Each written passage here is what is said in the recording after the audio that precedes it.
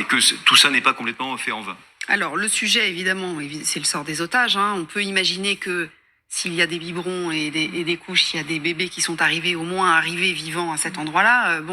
On verra ce qu'il en est. Donc, manifestement, certains otages ont été déplacés. On se demande si, concomitamment à la publication de ces images, un deal ne serait pas en train d'être conclu. On a quelques infos, Magali, à ce sujet-là. C'est un haut responsable israélien sous couvert d'anonymat qui se confie dans les colonnes du Washington Post. Un accord, effectivement, est sur le point d'être conclu.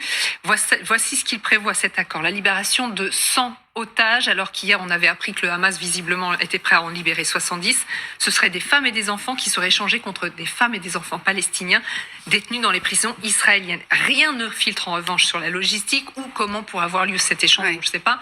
On sait que ce serait extrêmement lourd. Donc, cet échange, et dans cet échange, il est prévu une trêve de 5 jours, évidemment, pour pouvoir permettre l'échange, pour pouvoir permettre de mettre en place aussi tout ce qui concerne la sécurité humanitaire pour tous ces otages et ces prisonniers. Au total, on le rappelle, entre 240 et 250 otages sont retenus dans la bande de Gaza. Et qui est intervenu pour décrocher cet accord? Il y a plusieurs acteurs. Il n'y a pas de négociation, effectivement, directe entre l'État hébreu et le Hamas. Donc, l'acteur principal, c'est le Qatar, qui joue un rôle primordial. L'Émirat, on le rappelle, finance le Hamas, héberge le chef du Hamas, Ismaël Haniyeh.